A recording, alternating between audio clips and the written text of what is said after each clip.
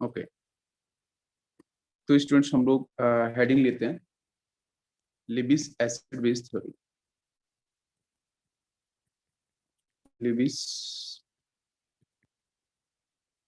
Acid base theory. तो Lewis acid base theory की बच्चों बात करते हैं, तो इसके पहले हमने थ्योरी बच्चों दो थ्योरी कंप्लीट कर चुके हैं, एक तो Arrhenius acid acid base theory, और सेकंड अपन लोग पढ़ चुके हैं मोनोस्टेट एसिड बेस थ्योरी। और उसके अंदर बच्चों कॉन्जुगेट एसिड कॉन्जुगेट बेस की थ्योरी अपन ने पढ़ी, ठीक है, जिसके अंदर हमने काफी सारे कॉन्सेप्ट्स देखे। तो अब बात करते हैं, ये बच्चों मॉडर्न थ्योरी एक्चुअली में है, ठीक है, अभी जो करंट थ्योरी जो वर्क कर रही है प्रॉपर, ठीक है। तो Lewis acid base theory is actually modern theory, जिसके अंदर सबसे पहले अपन बात करते हैं बच्चों लिबिस एसिड क्या है, ठीक है। First point is Lewis acid. तो लिबिस आपके यहाँ एल ई लिखा है मैंने, है ना। तो लिबिस एसिड, ए से आप समझ सकते हो, ई का मतलब है एक्सेप्टर, ठीक है।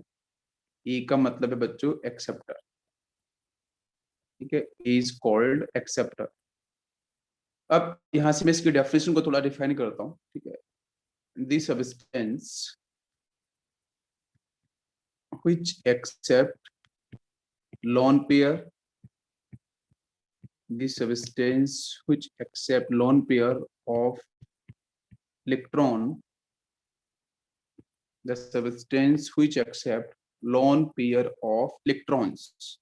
तो यहाँ पे ये मैंने पॉइंट आउट किया है कि लॉन पेयर ऑफ इलेक्ट्रॉन्स, या फिर बच्चों मैं इसको यहाँ पे बोल सकता हूँ और नेगेटिव चार्ज, ठीक है, मैं यहाँ पे नेगेटिव चार्ज भी बोल सकता हूँ, ठीक है। तो कोई भी स्पीसीज अगर बच्चों एक्सेप्ट करते हैं, मैं कर रहा हूँ लिबिस एसिड, लिबिस एसिड में जो ए वर्ड है, इस ए वर्ड का मतलब है एक्सेप्टर। तो किसका एक्सेप्टर, कोई भी स्पीसीज किसको बच्चों एक्सेप्ट करे, तो लॉन पेयर ऑफ इलेक्ट्रॉन्स। इसका मतलब बच्चों टू इलेक्ट्रॉन्स है ना, वो अपन डिफाइन करेंगे what is lone pair. Lone pair का मतलब होता है कि बेटा ऐसे दो इलेक्ट्रॉन्स जो बॉन्डिंग में पार्टिसिपेट नहीं करते, ठीक है, does not participate in bonding. ऐसे दो इलेक्ट्रॉन्स किसी भी सेंट्रल एटम के, किसी भी सेंट्रल एटम के जो बच्चों बॉन्डिंग में पार्टिसिपेट नहीं करते हैं, उनको अपन बोलते हैं लोन पेयर। और बॉन्ड पेयर क्या होता है, ऐसे दो इलेक्ट्रॉन्स जो बॉन्डिंग में पार्टिसिपेट कर रहे हो, जो बॉन्ड का फॉर्मेशन कर रहे हो किसी भी एटम्स के बीच में, ठीक है। तो लोन पेयर यही है, पार्टिसिपेट नहीं करते, और जो बॉन्ड पेयर्स के इलेक्ट्रॉन्स होते हैं बच्चों बॉन्डिंग में पार्टिसिपेट करते हैं। दोनों की स्टेबिलिटी की बात करेंगे तो डेफिनेटली आपके लोन पेयर की स्टेबिलिटी कम होती है कंपेयर टू बॉन्ड पेयर। जो इलेक्ट्रॉन्स बॉन्ड बनाएंगे डेफिनेटली वहां पे प्रॉपर ओवरलैपिंग होती है, ठीक है, ऑर्बिटल्स की, उसके बाद बॉन्ड का फॉर्मेशन होता है, ठीक है। स्टेबिलिटी की कहानी की बात करें तो बच्चों बॉन्ड पेयर की स्टेबिलिटी हमेशा अधिक होती है लोन पेयर से। तो मैं तो ये कह रहा हूँ कि कोई भी स्पीसीज लोन पेयर या नेगेटिव चार्ज को एक्सेप्ट करती हो, उनको बच्चों अपन क्या बोलेंगे, लिबिस एसिड। समझ में आ रहा है। अब जब कोई एक्सेप्ट करेगा तो एक्सेप्ट करने के लिए बच्चों उसके पास क्या होना चाहिए, वेकेंट ऑर्बिटल, वेकेंट ऑर्बिटल्स होने चाहिए। तो इसका मतलब है कि लिबिस एसिड के पास जो सेंट्रल एटम होगा, उसके सेंट्रल एटम के पास वेकेंट ऑर्बिटल्स होने चाहिए, चाहे बच्चों वो वेकेंट पी ऑर्बिटल्स हो, चाहे वो वेकेंट एस ऑर्बिटल हो, चाहे वो वेकेंट आपके डी ऑर्बिटल्स। तो बेसिक कहानी ये है कि लिबिस एसिड ऐसे स्पीसीज हैं जो लोन पेयर्स को एक्सेप्ट करते हैं, नेगेटिव चार्ज को एक्सेप्ट करते हैं। एक्सेप्ट करने के बाद बच्चों कहाँ पे रखेंगे, तो अपने वेकेंट पी ऑर्बिटल्स के अंदर, वेकेंट डी ऑर्बिटल्स में, और वेकेंट एस ऑर्बिटल के अंदर। समझ में आ रहा है। तो ऐसे स्पीसीज को अपन क्या बोलते हैं, लिबिस एसिड्स बोलते हैं। नेक्स्ट अपन बात करते हैं कि इससे कुछ एग्जांपल लेते हैं, ठीक है, जिससे आपको मच बेटर समझ में आएगा, ठीक है स्टूडेंट। तो सबसे पहले अपन बात करते हैं बच्चों, फर्स्ट एग्जांपल इनकम्प्लीट ऑक्टेट, ठीक है, इनकम्प्लीट ऑक्टेट। तो इनकम्प्लीट ऑक्टेट को आपको समझ में, इनकम्प्लीट मतलब जिनके ऑक्टेट बच्चों ऑक्टेट कंप्लीट नहीं है। What is the meaning of octet, octet का मतलब होता है 8 इलेक्ट्रॉन्स, ठीक है। तो जो भी सेंट्रल एटम होगा किसी भी स्पीसीज का, उसके पास 8 इलेक्ट्रॉन्स प्रेजेंट नहीं होंगे, ठीक है। इनकम्प्लीट ऑक्टेट का मतलब है कि उसके पास 8 इलेक्ट्रॉन्स प्रेजेंट ना होना, it is called incomplete octet. जैसे मैं एग्जांपल देता हूँ, जैसे बच्चों मैंने लिखा BeF2, ठीक है। तो BeF2 अगर हम समझें, तो यहाँ पे जो आपका बेरिलियम है ये बिलोंग करता है आपके Alcon earth metals S block पे। इसके पास बच्चों कितने इलेक्ट्रॉन्स होते हैं, तो आपके 2 इलेक्ट्रॉन्स अनपेयर्ड होते हैं, तो इसमें 61 फ्लोरीन यहाँ लग गया, एक फ्लोरीन आपका इधर लग जाएगा। तो चेक करो इस बेरिलियम के पास कितने इलेक्ट्रॉन्स अभी दिखाई दे रहे हैं। तो इसके पास जो बच्चों इलेक्ट्रॉन्स है, एक तो ये 1 2 3 एंड 4। आफ्टर बॉन्डिंग इसके पास कितने इलेक्ट्रॉन्स बच्चों मिलेंगे, 4 इलेक्ट्रॉन्स। तो इसके पास अभी सिर्फ 4 इलेक्ट्रॉन्स हैं, क्या इसका ऑक्टेट कंप्लीट हुआ है, नहीं। तो इसका मतलब है कि ये आपका BF2 will work as a Lewis acid, ये बिल्कुल लिबिस एसिड की तरह वर्क करेगा। इस तरीके से मैं और एग्जांपल दूं, जैसे बच्चों अपन लिखा BeCl2 कर दिया अपन ने, तो ये भी इस चीज से मिलता जुलता एग्जांपल है कि बेरिलियम के साथ 2 क्लोरीन, तो बेरिलियम 1 एंड 2। तो अभी बेरिलियम के पास कितने इलेक्ट्रॉन्स आपको मिलेंगे, 1 2 3 एंड 4। ठीक है, टोटल इलेक्ट्रॉन्स काउंट करते हैं जो शेयर्ड होते हैं। तो इस केस में भी इसके पास कितने हैं, 4 इलेक्ट्रॉन्स। ऑक्टेट यहाँ भी कंप्लीट नहीं है, it means it is Lewis acid. Lewis acid की तरह वर्क करेगा, मतलब अगर कोई स्पीशीज सामने से लॉन टेस्ट दे रही होगी तो बेरिलियम आसानी से एक्सेप्ट कर सकता है, बिकॉज अपने ऑक्टेट को कंप्लीट करने के लिए। नेक्स्ट में एग्जांपल लूं, जैसे बच्चों अपने लिया BCl3। अगर आप BCl3 को ऑब्जर्व करो तो BCl3 में आपको बोरॉन के साथ 3 क्लोरीन आपको मिल रहे हैं। तो बोरॉन की वैलेंसी कितनी होती है, 3। इसके पास 3 अनपेयर्ड इलेक्ट्रॉन्स आपको देखने को मिलते हैं, जिसमें से 3 क्लोरीन आपने अटैच करा दिए, 1 2 एंड 3। अभी इसके पास टोटल इलेक्ट्रॉन्स कितने हुए, वैसे पता है कि बोरॉन का कन्फिग्यूरेशन क्या होता है, NH2 और NP1। सेकेंड पीरियड से बिलोंग करता है बोरॉन, तो इसको अपन बोल सकते हैं 2s2 और 2p1। टोटल इलेक्ट्रॉन्स कितने दिखाई दे रहे हैं, 2 और 1 आपका 3, तो 3 इलेक्ट्रॉन्स यहाँ पे अनपेयर्ड है। तो जिसकी वजह से यहाँ पे टोटल बॉन्ड कितने बनेंगे बच्चों, 6 आपके 3 बॉन्ड्स बनेंगे। जब 3 बॉन्ड्स बनेंगे तो बॉन्ड पे इलेक्ट्रॉन्स कितने हो जाएंगे, 6। तो इसलिए बोरॉन के पास कितने इलेक्ट्रॉन्स हैं, 6। तो इसका भी ऑक्टेट इनकम्प्लीट है। ये 2 इलेक्ट्रॉन्स लेगा, लेने के बाद 6 + 2 8 में कन्वर्ट होगा, ऑक्टेट कंप्लीट होगा। तो definitely BCl3 is also work as Lewis acid. इन सब के ऑक्टेट इनकम्प्लीट है, ऑक्टेट कंप्लीट नहीं है, तो डेफिनेटली क्या बोलेंगे अपन इसे, लिबिस एसिड बोलेंगे। नेक्स्ट में एग्जांपल लेता हूं, जैसे बच्चों लिखा अपन ने AlCl3। AlCl3 लिख सकते हैं आप, यहाँ पे SnCl2 लिख सकते हो, है ना, इस तरीके से। तो अब यहाँ से अगर ऑब्जर्व को AlCl3 पे, तो एल्यूमिनियम के पास, aluminium belong from boron family, इसके पास में कितने इलेक्ट्रॉन्स आपको मिलेंगे, बैलेंस इलेक्ट्रॉन्स 3।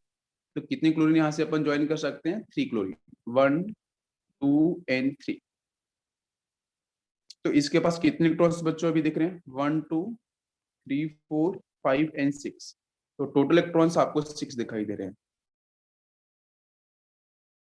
कंप्लीट नहीं है, मतलब atom is aluminium. Central atom को चेक करना है सिर्फ, ठीक है। सेंट्रल एटम का ऑक्टेट कंप्लीट नहीं हुआ है, इट मींस यहाँ पे AlCl3 will also work as Lewis acid. Same बच्चों SnCl2 की बात कर सकते हैं, तो Sn कहाँ से बिलोंग करता है, कार्बन फैमिली से, है ना। तो कार्बन फैमिली से बिलोंग करता है टिन। तो टिन के पास बच्चों अभी कितने इलेक्ट्रॉन्स होते हैं, तो आपको पता है टिन के पास 4 वैलेंस इलेक्ट्रॉन्स होंगे, कितने, 1 2 3 एंड 4। इसमें कितने क्लोरीन आप लगे हुए हैं, 1 एंड 2। तो अगर ध्यान से ऑब्जर्व करो, इसके पास कितने इलेक्ट्रॉन्स अभी आपको दिखाई दे रहे हैं, तो 1 2 3 एंड 4। ठीक है, बाकी ये 2 इलेक्ट्रॉन्स एक ऊपर है और एक यहाँ पे, कितने टोटल हुए, 1 2 3 4 5 6। तो इसके पास भी हुआ अभी 6 इलेक्ट्रॉन्स, ऑक्टेट कंप्लीट नहीं है। It means SnCl2 is also work as Lewis acid. समझ में आ रहा है, ये तो मैंने बताया इनकम्प्लीट ऑक्टेट को लेके। सेकंड एग्जांपल्स में लेता हूँ, second category, vacant orbital.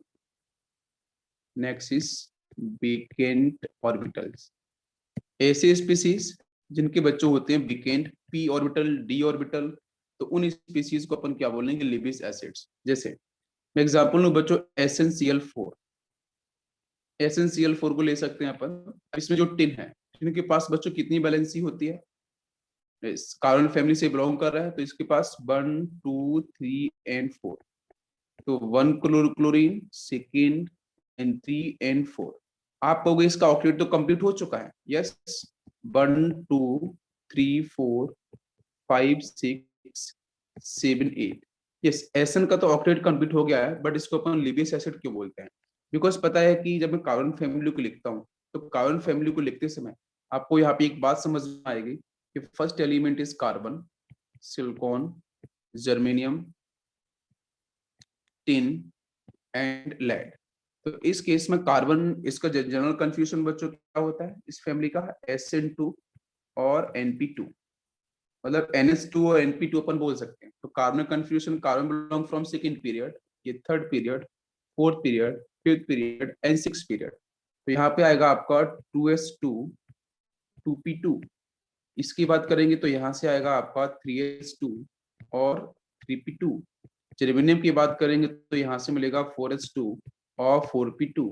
And इनकी बात करेंगे तो आपको मिलेगा 5s2 and 5p2। And lead की बात करेंगे तो यहाँ से मिलेगा 6s2 और 6p2। हम लोग बच्चों बात कर रहे हैं टिन की, तो इस कंफ्यूजन को अपन को ध्यान देना।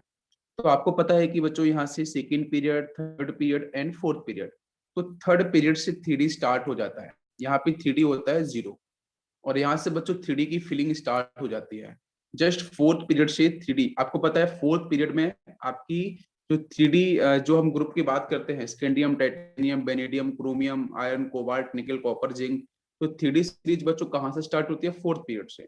मतलब 3D में इलेक्ट्रॉन्स फिल, आपको फिल करना है तो कहाँ से देखने को मिलेगा, फोर्थ पीरियड से। तो जर्मेनियम में जो भी कन्फ्यूजन आएगा उसमें आपको 3D देखने को मिलेगा। नेक्स्ट बच्चों बात करते हैं अपन टिन। तो टिन में आप देख सकते हो यहाँ से क्या है, 5s, तो NH5 है। अगर N=5 है तो पता है 3D, इसमें 3D भी मिलेगा आपको, 4D भी मिलेगा, और F की बात करेंगे तो 4F भी देखने को मिलेगा। ये बात समझ में आ रही है?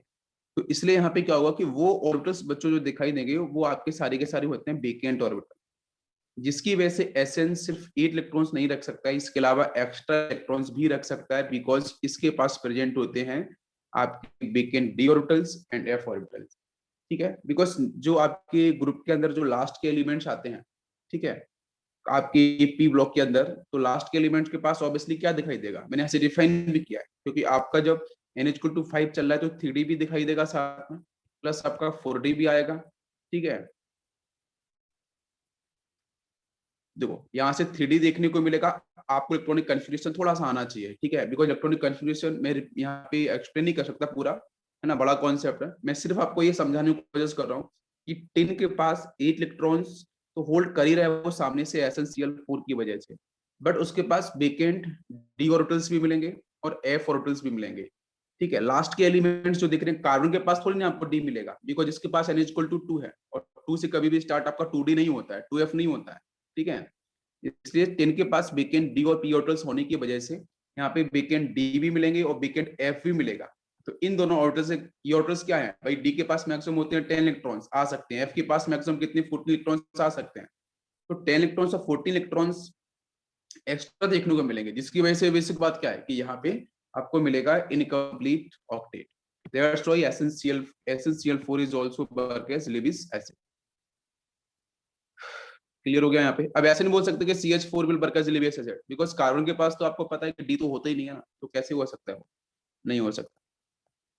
इसी तरीके से अपन बात करते हैं PbCl4। ठीक है, तो Pb आपका देखा कि कार्बन फैमिली के अंदर लास्ट में लेड आता है, तो डेफिनेटली यहाँ पे आपका ऑक्टेट इनकम्प्लीट, आपको ऑक्टेट तो मिलेगा कंप्लीट, 8 इलेक्ट्रॉन्स मिलेंगे। भाई Pb के साथ क्या होगा, 4 क्लोरीन आप लगा दो, बट इसके पास एक्स्ट्रा तो ऑर्बिटल्स है ना। अब कौन कौन से ऑर्बिटल्स एक्स्ट्रा है, ये तो D भी मिलेंगे और F भी मिलेंगे, जिसकी वजह से यहाँ पे क्या होगा, ऑर्बिटल एक्सपांड करेगा। एक्सपांड करने की वजह से वर्क इज Lewis acid। ठीक है, Lewis acid की तरह वर्क करेगा। इसी तरीके से मैं बात करूं SiCl4, तो SiCl4 के अंदर भी आप देख सकते हो, ठीक है, कार्बन के बाद सिलिकॉन आता है, तो सिलिकॉन कहाँ से बिलोंग करता है, थर्ड पीरियड से। कार्बन आपका सेकेंड पीरियड से, सिलिकॉन आपका थर्ड पीरियड से। अगर थर्ड पीरियड से बिलोंग कर रहा है, इसका मतलब इसके पास वेकेंट है आपका 3D, तो 3D आपको देखने को मिलेगा। तो 3D ऑर्बिटल्स अगर खाली होगा तो जिसकी वजह से यहाँ पे क्या होगा, ऑर्बिटल विल एक्सपांड, एक्सपेंशन होगा ऑर्बिटल का, और बच्चों डेफिनेटली इलेक्ट्रॉन्स 8 से अधिक ले सकता है, जिसकी वजह से SiCl4। तो एक बात ध्यान रखो, क्या क्या, कि थर्ड पीरियड का जो एलिमेंट्स है, फोर्थ पीरियड का जो एलिमेंट्स है, और जो आपके फिफ्थ पीरियड के एलिमेंट्स हैं, और जो सिक्स पीरियड के एलिमेंट है, ठीक है, अगर ये एलिमेंट्स कभी भी आपके पी ब्लॉक के अगर ये एलिमेंट कभी भी सेंट्रल एलिमेंट बन जाते हैं तो always work as Lewis acid। ठीक है, कौन कौन से पीरियड के मैं एलिमेंट्स की बात कर रहा हूँ, थर्ड पीरियड, पीरियड टेबल में फोर्थ पीरियड, फिफ्थ पीरियड और सिक्स पीरियड। ठीक, तो इन पीरियड के अगर आपके पी ब्लॉक के एलिमेंट्स बच्चों सेंट्रल एलिमेंट बन जाते हैं तो डेफिनेटली वो कैसे वर्क करेंगे, Lewis acid की तरह वर्क करेंगे। क्योंकि इनके पास डी ऑर्बिटल्स खाली होते हैं और आपके वेकेंट एफ ऑर्बिटल्स भी देखने को मिल सकते हैं। नेक्स्ट अपन बात करते हैं, 2 पॉइंट अपन ने कंप्लीट किए। नेक्स्ट बच्चों बात करते हैं कुछ इंपॉर्टेंट कैटायंस भी लिविस एसिड एक्सप्लेन किए जाते हैं, जैसे H+ आया, ठीक है, डेफिशिएंसी है इसके पास, लिविस एसिड एक्सेप्ट करेगा, डेफिशिएंसी है ना इसके पास, इसका कन्फ्यूजन क्या होगा, 1s0, 1s1 होता है, इलेक्ट्रॉन 1 चला गया तो 1s0। नेक्स्ट में लिखूं जैसे बच्चों CH3+, ठीक है, यस, जैसे लिखा मैंने R+, ये एल्काइल सेक्शन को रिप्रेजेंट कर रहा है, ठीक है। इस तरीके से लिखा अपन ने Cl+, नेक्स्ट लिखा बच्चों अपन ने Br+, ठीक है। तो ये स्पीसीज जहाँ पे पॉजिटिव चार्ज दिखाई दे रहा है वो सब भी आपके क्या हो सकते हैं, लिविस एसिड बोले जाएंगे। बट एक बात ध्यान रखना, एस ब्लॉक और एस ब्लॉक के अंदर जो अर्थ मेटल है और एल्कली मेटल्स, मतलब फर्स्ट ए वाले जो एलिमेंट्स है और जो सेकंड ए वाले एलिमेंट्स है, उनके ऊपर भी पॉजिटिव चार्ज आता है, बट उनको अपन लिविस एसिड नहीं बोलेंगे, ठीक है। इस लिमिटेशन को ध्यान रखना। तो किस किसको बोलेंगे आप, H+ ion, CH3+, alkyl R+, Cl+, Br+, लेकिन इसमें किसको नहीं बोलते हैं, तो जो मेटल के कैटाइंस होते हैं स्पेसिफिक एस ब्लॉक वाले, ठीक है, उनको अपन बिल्कुल भी लिविस एसिड नहीं बोल सकते हैं। नेक्स्ट इसमें कुछ एक पॉइंट और आते हैं, इसमें अपन एक्स्ट्रा पॉइंट की बात कर रहे हैं। जैसे बच्चों हम बात करते हैं अमोनियम आयन, NH4+, तो NH4+ की बात करें तो NH4 क्या आपकी लिविस एसिड की तरह वर्क करेगा, देखो पॉजिटिव चार्ज दिखाई दे रहा है, तो इसका मतलब आपका ये लिविस एसिड आपको समझ में आ सकता है, लेकिन एग्जैक्टली का लिविस एसिड की तरह वर्क करेगा बिल्कुल भी नहीं। क्यों, ये बना कैसे होगा, तो ये बना होगा बच्चों, अमोनिया होगा, इसके पास एक लोन पेयर होगा, 5 वैलेंसी होती है आपके नाइट्रोजन की, तो 3 हाइड्रोजन लगे हैं, एक दो आपके एक लोन पेयर मिलेगा। सामने से आए किसी भी एसिड से H+ आया, ये डेफिशिएंट था, तो लोन पेयर यहाँ से यहाँ शिफ्ट हो गया, जिसकी वजह से आंसर बन गया आपका NH4+, पॉजिटिव चार्ज है नाइट्रोजन के ऊपर। अगर मैं इसके बनाऊं स्ट्रक्चर को, तो आपको समझ में आए कि N के साथ कितने हाइड्रोजन है, 1 2 3 and 4, और साथ में है पॉजिटिव चार्ज। तो लग रहा है कि because of positive charge it will work as Lewis acid, बस ऐसा नहीं है। क्यों, क्योंकि नाइट्रोजन बच्चों कहां से बिलोंग करता है, तो nitrogen belong from second period, ठीक है, सेकंड पीरियड से बिलोंग करता है। और सेकंड पीरियड का अगर एलिमेंट बच्चों आपका सेंट्रल एलिमेंट है, तो बिल्कुल भी उसे अपन नहीं, ऐसा नहीं बोल सकते कि लिविस एसिड की तरह बिहेव कर सकता है। क्यों, क्योंकि उसके पास तो बच्चों पता है कि S और P ऑर्बिटल ही मिलते हैं, D तो होता ही नहीं है इसके साथ। इसके पास मैक्सिमम इलेक्ट्रॉन्स अभी कितने दिखाई दे रहे हैं, 8 इलेक्ट्रॉन्स, ऑक्टेट कंप्लीट है, तो इसकी वजह से यहाँ पे इसको अपन लिविस एसिड नहीं बोलेंगे।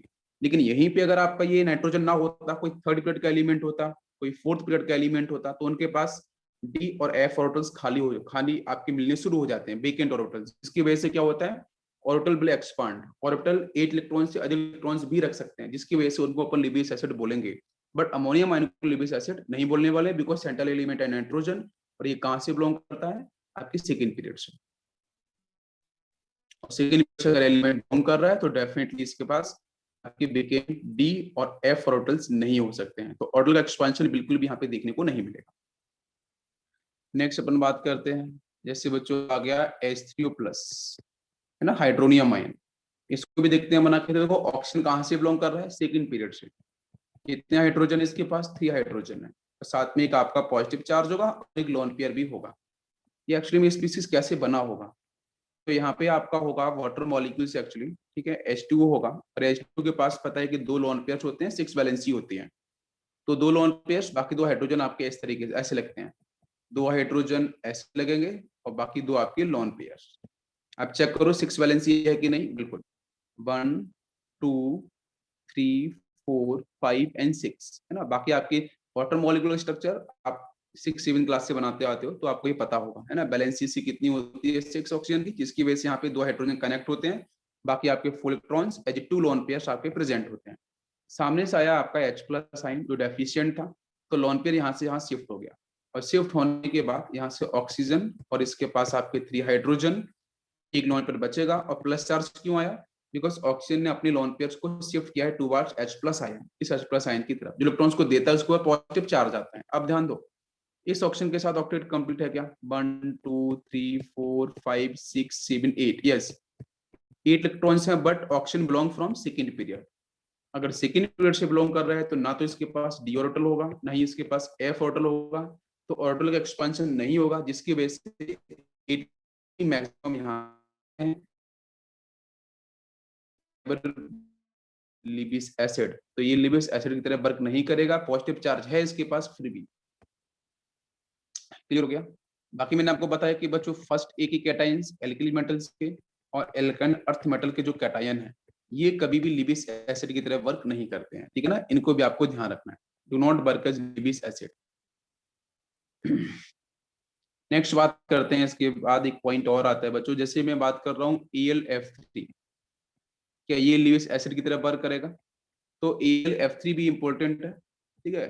गिवन 4 ऑप्शंस में से कौन सा ऑप्शन ऐसा है जो लिबिस एसिड की तरह वर्क नहीं करेगा? आपको एग्जैक्टली क्या लगेगा कि सर बोरॉन के बाद आता है एल्यूमिनियम, ठीक है। बोरॉन कहाँ से बिलोंग करता है? सेकंड पीरियड से। एल्यूमिनियम कहाँ से बिलोंग करता है? थर्ड पीरियड से। मतलब इसके पास 3D आपको देखने को मिलेगा। तो एल्यूमिनियम की बच्चों वैलेंसी कितनी होती है? 3, 1 2 3, because it is belong from boron family. इसके साथ बच्चों लगे यहाँ पे 3 फ्लोरीन, 1 2 3। लेकिन ये स्पीशीज बच्चों लिबिस एसिड की तरह वर्क नहीं करती है। इसका एक स्पेसिफिक रीजन है।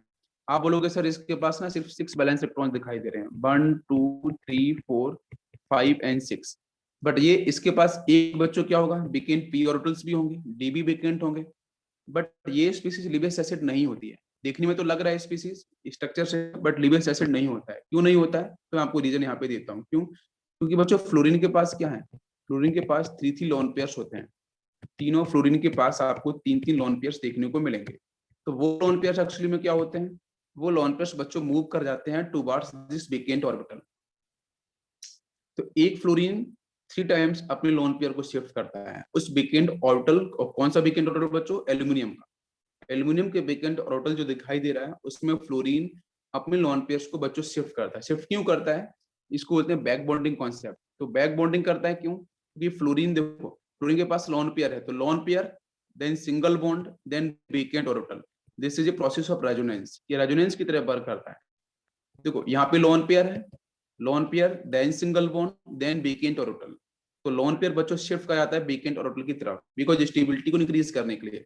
तो फ्लोरीन अपने ही लोन पेयर्स को बच्चों शिफ्ट करता है उस एल्यूमिनियम के वेकेंट ऑर्बिटल के अंदर, जिसकी वजह से इसका ऑक्टेट बच्चों बहुत ज्यादा एक्सपांड कर जाता है, इलेक्ट्रॉन्स 8 से अधिक भी हो जाते हैं, ठीक है। बिकॉज 3 टाइम्स फ्लोरीन ये देगा, 3 टाइम्स फ्लोरीन ये देगा, 3 टाइम्स फ्लोरीन ये देगा, तो कितने 9 टाइम्स आपके लोन पेयर्स जाने वाले हैं, वो भी काफी स्पीड से। जिसकी वजह से यहाँ पे एक्स्ट्रा जो जो जो यहाँ पे एल्यूमिनियम है वो बाहर से किसी एटम से लोन पेयर नेगेटिव चार्ज नहीं ले पाता है। इसकी वजह से ये स्पीशीज बच्चों लिबिस एसिड की तरह वर्क नहीं करती है। समझ में आ रहा? ElF3 आपको ध्यान रखना है। क्लियर? दूसरा इसका रीजन एक ये भी है कि अगर मैं ElF3 को आयोनाइज भी कराता हूँ एक्वस मीडियम में, तो आयोनाइज कराने पे यहाँ पे जो आयंस बनते हैं, एक तो बनता है Al+3 और दूसरा बनता है 3F- आयन, ठीक है। तो आप ध्यान दो कि Al+3 3 इलेक्ट्रॉन्स निकालने के बाद इसका octet complete work as a noble gas. Fluorine बच्चों इलेक्ट्रॉन लेगा तो ये भी बन जाएगा आपका नोबल गैस। तो दोनों नोबल गैस के कन्फिग्रेशन को एक्वायर्ड कर लेते हैं, जिसकी वजह से फिर ये वापस से किसी भी इलेक्ट्रॉन्स को नहीं ले सकते हैं। तो इसका एक ये भी रीजन है। बाकी मैंने रीजन आपको वो भी दिया है बैक बॉन्डिंग का, कि इसके जो फ्लोरीन है वो अपने इलेक्ट्रॉन्स को शिफ्ट कर देते हैं। तो ये स्पेसिफिक इसको ध्यान रखो ElF3। क्लियर हो गया? तो इसलिए Al+3 is central element, never work as Lewis acid. Cross कर देंगे। नेक्स्ट पॉइंट की बात करते हैं। Next is polar pi bond. Polar pi bond containing species, जैसे मैं बात करूं बच्चों कार्बन डाइऑक्साइड, ठीक है। तो कार्बन डबल बॉन्ड हो, डबल बॉन्ड हो, ये भी स्पीसीज आपकी लिबिस एसिड की तरह वर्क करेगी।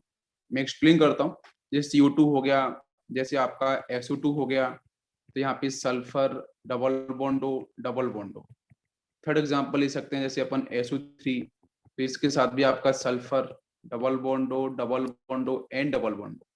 तो आप देख सकते हो यहाँ पे कि ये लिबिस एसिड की तरह वर्क क्यों करेंगे, बिकॉज बच्चों पता है कि कार्बन और ऑक्सीजन इलेक्ट्रोनेगेटिविटी किसकी ज्यादा है? ऑक्सीजन की। तो ये पाई इधर शिफ्ट करेगा, तो यहाँ पे माइनस, यहाँ पे प्लस।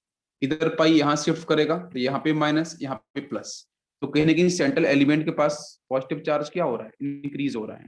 तो एक्चुअली में सेंट्रल एटम बच्चों कैसा डेफिशिएंट की तरह बिहेव करेगा। सेम प्रोसेस यहाँ होगा। ऑक्सीजन के बच्चों जो सल्फर के जो इलेक्ट्रॉन्स हैं वो कहाँ मूव करेंगे, towards oxygen, because oxygen electronegativity ज्यादा है। यहाँ सल्फर पे आएगा पॉजिटिव चार्ज, यहाँ भी सल्फर पे आएगा पॉजिटिव चार्ज, बिकॉज पता है कि इलेक्ट्रॉन्स कहाँ जाने वाले हैं, towards oxygen, because oxygen electronegativity क्या है आपकी ज्यादा है, जिसकी वजह से सल्फर पे पॉजिटिव चार्ज इंक्रीज कर जाएगा। तो this sulphur will work as a deficient centre. अगर डेफिशिएंट सेंटर की तरह वर्क करेगा तो उसको अपन बोलते हैं लिविस एसिड। तो इसलिए आपका यहाँ पे SO2 and SO3 both will work as a Lewis acid, and CO2 carbon dioxide it will also work as a Lewis acid because carbon बच्चों आएगी डेफिशिएंसी। डेफिशिएंसी क्यों आ रही है, बिकॉज इलेक्ट्रॉन्स कहाँ जाएंगे, जहां पे इलेक्ट्रोनेगेटिविटी एटम की ज्यादा है। तो इसलिए आपकी ये स्पीसीज भी लिविस एसिड की तरह बिल्कुल प्रॉपर आपके बिहेव करेंगे। क्लियर हो गया। तो दीज आर लिविस एसिड्स। अब बात करते हैं लिविस बेस के बारे में। ठीक है, लिविस बेस इसकी लिस्ट में आपको एक साथ शेयर कर दूंगा। ठीक है, लिविस एसिड कौन कौन सी इंपॉर्टेंट है, ऐसे तो बहुत सारे हैं, बट आप कैसे समझोगे कौन कौन सी इंपॉर्टेंट है उसकी लिस्ट में शेयर करूंगा। बट कॉन्सेप्ट को समझने की कोशिश करो, कॉन्सेप्ट इज इंपॉर्टेंट है ना, जो मैं एक्सप्लेन कर रहा हूँ। तो लिविस बेस बच्चों क्या होंगे, लिविस एसिड क्या थे, एक्सेप्टर थे, लोन पेयर्स और नेगेटिव चार्ज के। अब लिविस बेस क्या होंगे बच्चों, डोनर। ठीक है, Lewis base is the donor. जो बच्चों लोन पेयर्स या नेगेटिव चार्ज को करते हैं डोनेट, लोन पेयर या नेगेटिव चार्ज करते हैं डोनेट, तो उनको बच्चों बोलेंगे अपन लिविस बेस। क्लियर हो गया। जिसमें एक परफेक्ट एग्जांपल लेता हूं बच्चों, जितने भी आपके एनाइंस होते हैं, एनाइंस के पास तो हमेशा नेगेटिव चार्ज होता है। जैसे मैं बोलूं H minus ion, hydride ion, मैं बोलूं R minus ion, next is OH minus ion, next is N-3 ion, next is NH2 minus ion, जैसे आपका Cl माइनस आयन, ठीक है, ब्रोमाइड Br माइनस आयन। ठीक है, ये कुछ इंपॉर्टेंट स्पीसीज हमने लिखी हैं जहाँ पे नेगेटिव चार्ज आपका दिखाई दे रहा है। इसका मतलब ये सारे के सारे स्पीसीज बच्चों कैसे इलेक्ट्रॉन रिच हैं। इलेक्ट्रॉन रिच स्पीसीज डेफिनेटली जिनके ऑक्टेट कंप्लीट होते हैं वो बच्चों लिविस बेस की तरह बिहेव करते हैं। ठीक है, लिविस बेस का मतलब वो इलेक्ट्रॉन्स को दे सकते हैं, अगर उनके पास इलेक्ट्रॉन्स प्रेजेंट हैं इलेक्ट्रॉन्स को दे सकते हैं, बट ऑक्टेट कंप्लीट होना चाहिए। तो H minus, R minus, OH minus, N3 minus, ये सारे के सारे स्पीसीज हमेशा कैसे बिहेव करेंगे आपके लिविस बेस की तरह। नेक्स्ट मैं एग्जांपल लेता हूं बच्चों न्यूट्रल स्पीसीज। कुछ स्पीसीज आपकी न्यूट्रल है, नेगेटिव चार्ज वाले, डेफिनेटली लिविस बेस बनेंगे। न्यूट्रल स्पीसीज में बात करते हैं जैसे बच्चों वाटर मॉलिक्यूल्स, जैसे आपका एल्कोहल ROH, जैसे लिखा बच्चों अपन ने फिनॉल, है ना, बेंजीन के साथ, बेंजीन को अपन पीएच बोलते हैं, benzene is called pH, phenyl PHOH। जैसे लिखा अपन ने यहाँ पे अमोनिया NH3। ठीक है, इस तरीके से हमने काफी स्पीसीज लिख सकते हैं। मतलब बेसिक बात है कि न्यूट्रल स्पीसीज बच्चों वो जिनकी सेंट्रल एटम के पास क्या हो, लोन पेयर्स, सेंट्रल एटम के पास लोन पेयर्स होना चाहिए। तो देखो ऑक्सीजन के पास क्या है, 2 लोन पेयर्स, यहाँ भी क्या मिलेंगे 2 लोन पेयर्स, इधर भी क्या मिलेंगे 2 लोन पेयर्स, अमोनिया के पास लोन पेयर। तो ऐसी स्पीसीज जिनके सेंट्रल एटम के पास लोन पेयर, देखो नेगेटिव चार्ज वाले तो लिविस बेस होंगे, लेकिन सेंट्रल एटम के पास अगर बच्चों लोन पेयर्स दिख रहे हैं और उनका ऑक्टेट कंप्लीट हो रहा है, तो डेफिनेटली वो स्पीसीज कैसे होंगी आपकी लिविस बेस की तरह बिहेव करेंगे। लिविस बेस का मतलब क्या है, डोनर। भाई डोनेट वही कर सकता है ना जिसके पास ऑक्टेट कंप्लीट हो, जिसके पास इलेक्ट्रॉन्स 8 इलेक्ट्रॉन्स हो, 8 से अधिक इलेक्ट्रॉन्स हो, वही डोनेट कर सकता है। अगर मान लो किसी की सेंट्रल एटम के पास 6 इलेक्ट्रॉन्स हैं तो डोनेट कर ही नहीं सकता ना वो, उसके पास डेफिशिएंसी पहले से ही है। नेक्स्ट अपन बात करते हैं इसी में next case, non polar pi bond. Non polar pi bond, तो बच्चों हमने एग्जांपल लिया था कि पोलर पाई बॉन्ड, तो पोलर पाई बॉन्ड वाले स्पीसीज जैसे आपका कार्बन डाइऑक्साइड था, जैसे आपका SO2 था, जैसे SO3 था, वो तो लिविस एसिड की तरह बिहेव कर रहे थे।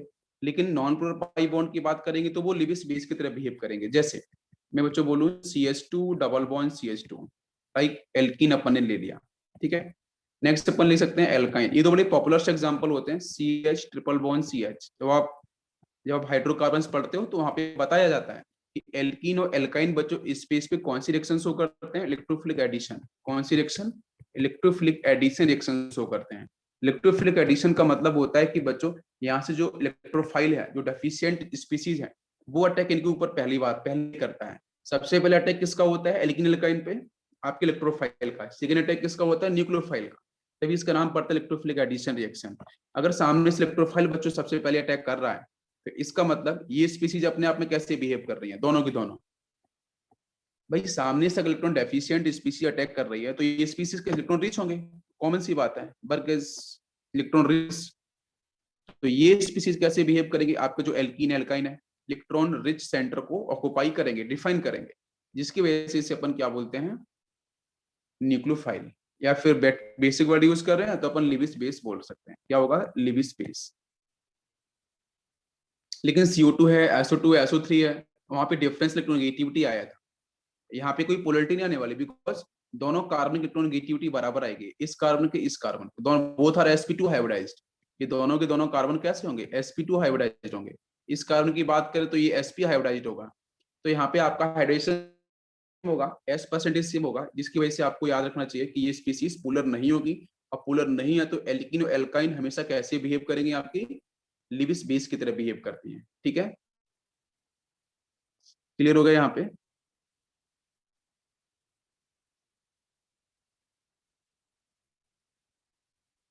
यस,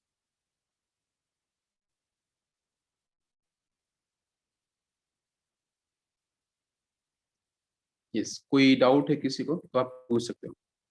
नेक्स्ट बच्चों अपन हेडिंग लेने वाले हैं बेसिसिटी।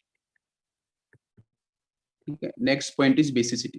तो बेसिसिटी मैंने आपको एक्सप्लेन पहले भी किया है, basicity word is actually use for acid.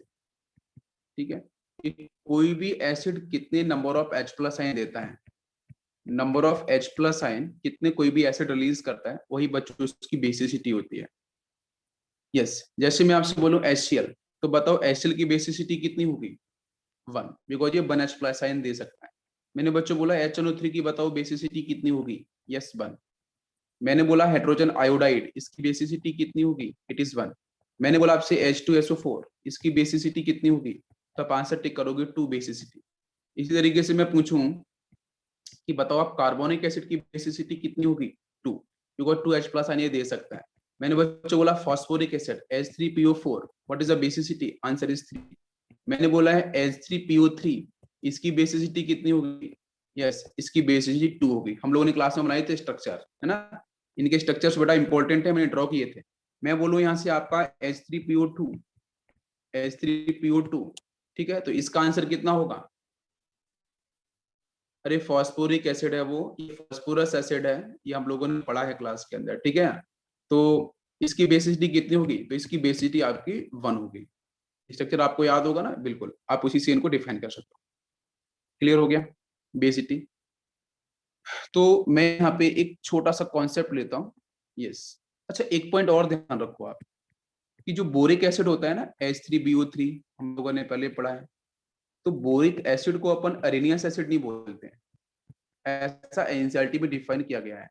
Boric acid को अपन अरेनियस एसिड नहीं बोलते हैं, क्यों, अरेनियस एसिड बच्चों वो स्पीसीज होती हैं जो अपने H प्लस आयन को रिलीज करती हैं एक्वस मीडियम में। बट बोरिक एसिड के साथ अगर आप वाटर मॉलिक्यूल्स को मिक्स करते हो, तो वाटर मॉलिक्यूल को मिक्स करने के बाद यहाँ से जो हाइड्रोजन रिलीज होता है ना H प्लस आयन, वो एक्चुअली में किसका होता है, वाटर मॉलिक्यूल्स का होता है। ये इस बोरिक एसिड का नहीं होता, ये किसका होता है, वाटर मॉलिक्यूल्स का H प्लस आयन होता है।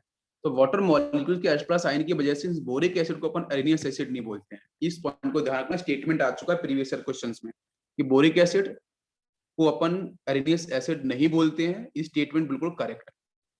ठीक है, बट पता होना चाहिए कि H प्लस साइन किसका होता है, आपके वाटर मॉलिक्यूल्स का ही होता है।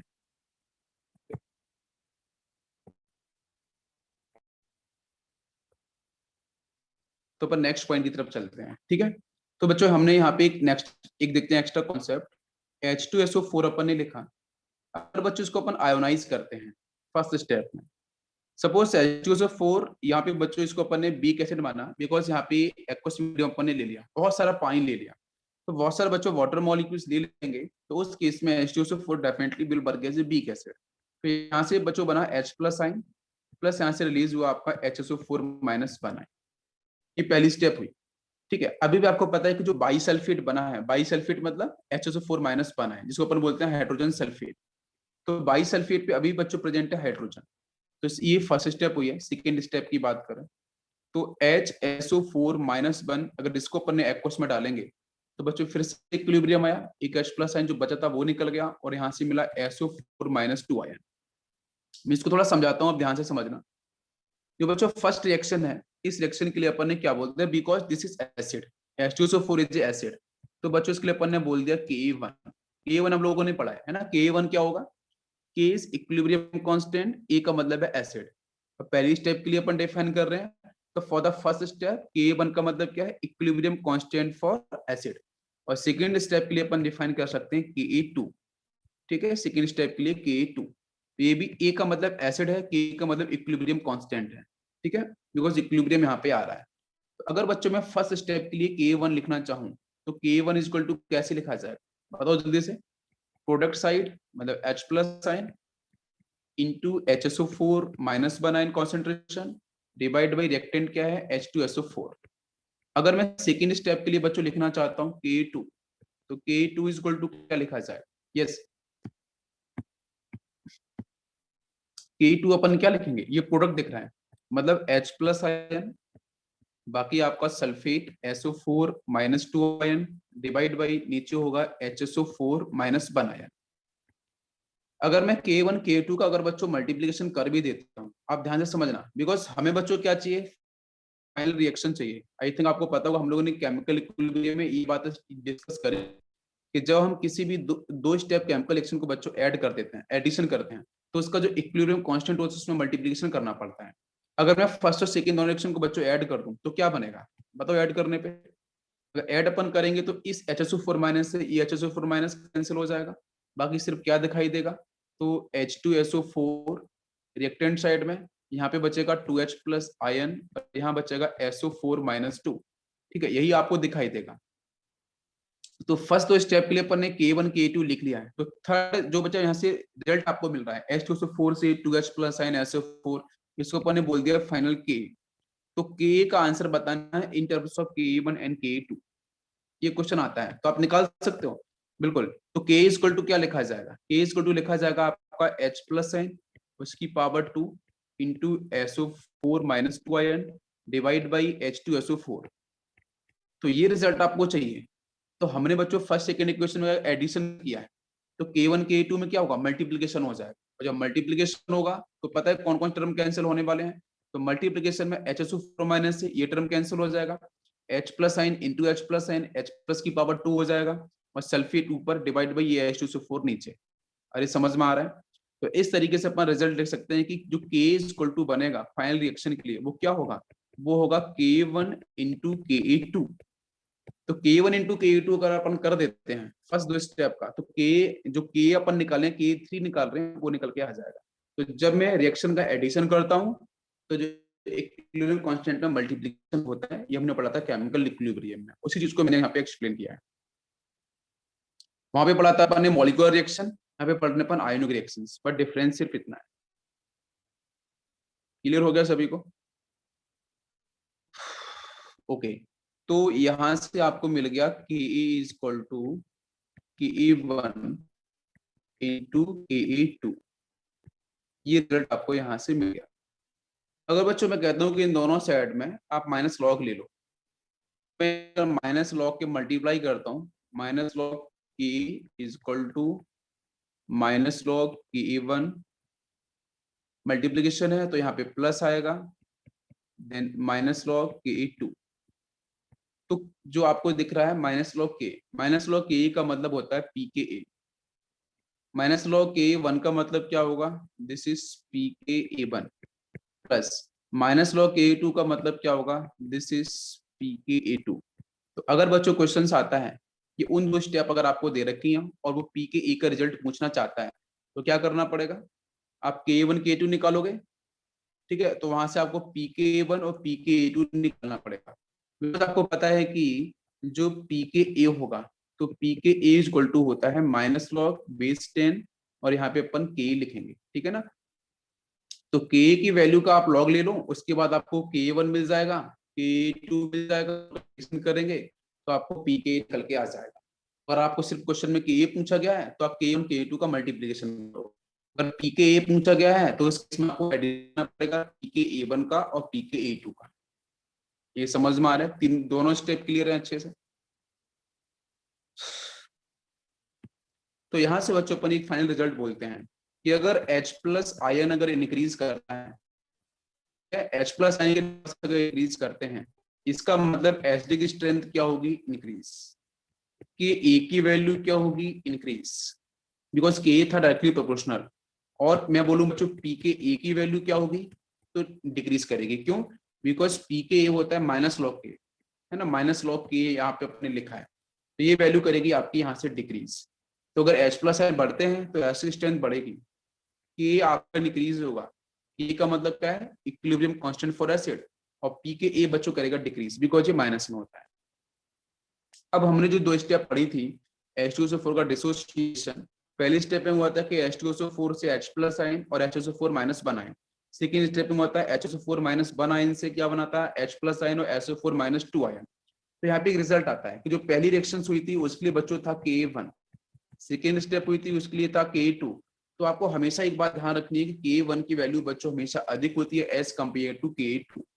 इसको आप ऑलवेज लिख लो, ठीक है। हमेशा किसी भी केमिकल रिएक्शन बच्चों, मान के चलो आपका 10 टाइम डिसोसिएशन हो रहा है, तो जो पहली स्टेप का जो K1 आएगा वो हमेशा क्या होगा, सबसे अधिक होता है as compare to K2 K3 जो भी आपको मिलेंगे। बिकॉज पहली स्टेप में डिसोसिएशन में क्यों अधिक होता है, K1 की वैल्यू अधिक क्यों होती है, बिकॉज पहली स्टेप में जो डिसोसिएशन होगा वो काफी फास्ट रेट से होता है, फास्ट रेट से होगा, और तो उस केस की वैल्यू मैक्स होने वाली है। H प्लस साइन जहां पे अधिक होगा, H प्लस साइन जहां पे अधिक होगा, तो वहां पे K की वैल्यू भी क्या होती है, अधिक होती है, ठीक है ना। ये अपने रिलेट किया है, इस बात को ध्यान रखना। आपका जो फर्स्ट स्टेप का हमेशा K1 की वैल्यू अधिक होती है as compare to another step. Clear हो गया यहाँ पे, ओके। नेक्स्ट अपन बात करते हैं,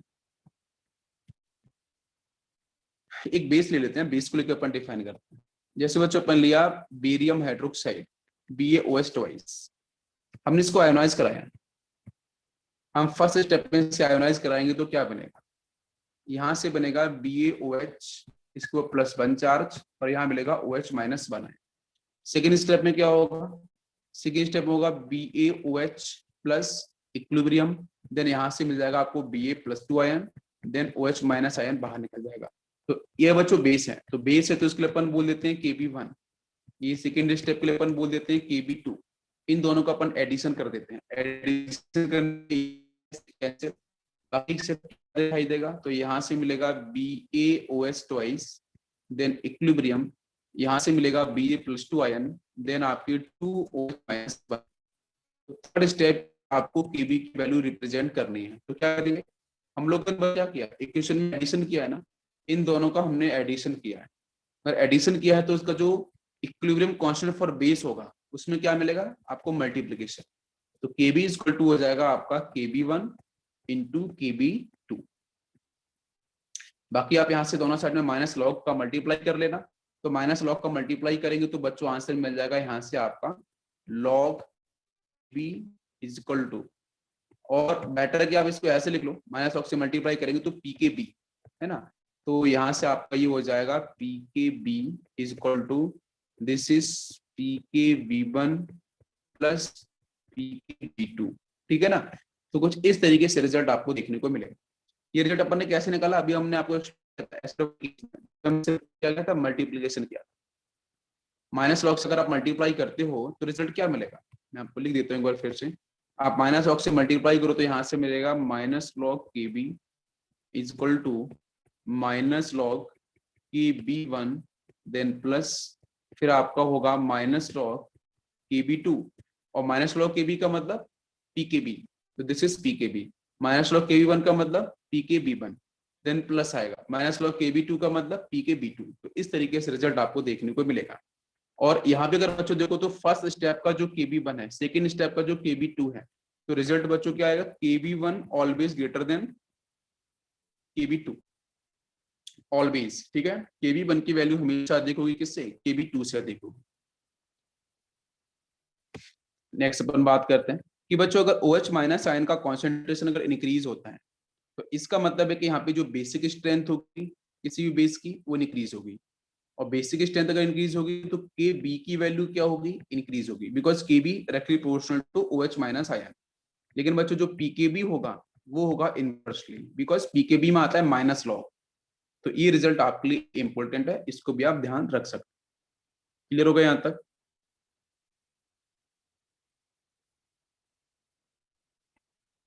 यस।